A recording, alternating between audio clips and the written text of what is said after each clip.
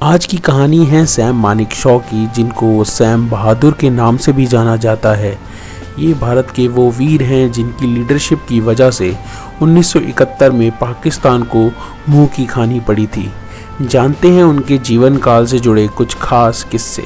Sam Manekshaw का जन्म 1914 में एक पारसी परिवार में हुआ था। उस समय हमारा देश गुलाम था और उनके पिता से अक्सर झगड़ा हो जाता था। एक बार झगड़े के बाद उन्होंने ब्रिटिश इंडियन आर्मी को ज्वाइन कर लिया और एक कैप्टन के तौर पर 1940 और 1941 में जापान के खिलाफ बर्मा में रेजिमेंट को लीड किया। उस लड़ाई में उनको 7 गोलियां लगी। सबको लगा था कि अब वो नहीं बचेंगे, लेकिन किस्मत कुछ और ही चाहती थी और वो बच गए। जब देश आज़ाद हुआ तो सैम मानेकशॉ को गोरखा रेजिमेंट मिली और उनका नाम सैम मानेकशॉ से सैम बहादुर हो गया। सैम मानेकशॉ एकदम मुंहफट आदमी थे। वो किसी को भी कुछ भी कह देते थे। 1971 की लड़ाई से पहले इंदिरा गांधी ने मानेकशॉ से पूछा, are you ready for the war? तो उन्होंने जवाब दिया, I am always ready sweetie. Sam Manekshaw को याद किया जाता है 1971 की जंग के लिए। तब वो आर्मी चीफ थे। 1971 में ईस्ट पाकिस्तान, जो कि अब बांग्लादेश है, वहां पर पाकिस्तान के बढ़ते हुए अत्याचारों के खिलाफ ईस्ट पाकिस्तान के लोगों ने मुक्ति वाहिनी सेना बनाई, जिसको बाद में भारतीय सेना ने ट्रेन किया और पाकिस्तान से युद्ध करने में मदद की ताकि युद्ध जल्द से जल्द खत्म हो सके। और सिर्फ 13 दिन में मानेकशॉ के नेतृत्व में पाकिस्तान की सेना ने भारत के आगे घुटने टेक दिए थे।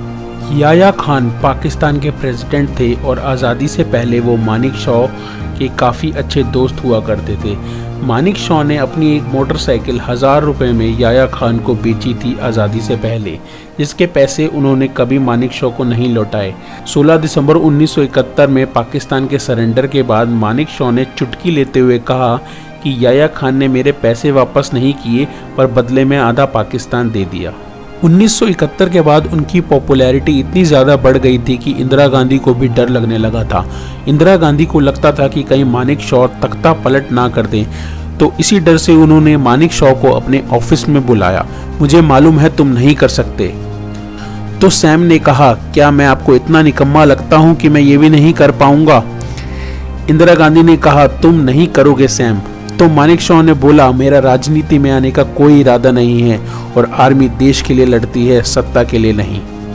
एक बार एक जर्नलिस्ट ने उनसे पूछा कि अगर 1947 में आप पाकिस्तान चले जाते तो क्या होता? तो उन्होंने मजाक में बोला कि तब 1971 की जंग पाकिस्तान जीत जाता। उनके इस बयान से पूरी राजनीति में खलबली मच गई और सरकार को यह बात अच्छी नहीं लगी। उन्होंने मानेकशॉ से दूरी बना ली और उनको मिली सारी सुख सुविधाएं जो कि एक रिटायर्ड जनरल को मिलती हैं, छीन ली गई। पर जब अब्दुल कलाम प्रेसिडेंट बने तब उनको वो सारे हक सम्मान के साथ वापस दिलवाए गए। पर फिर भी जब 2008 में उनकी मृत्यु हुई तब ना तो देश के तत्कालीन प्रधानमंत्री मनमोहन सिंह आए और ना ही प्रेसिडेंट प्रतिभा पाटिल आईं।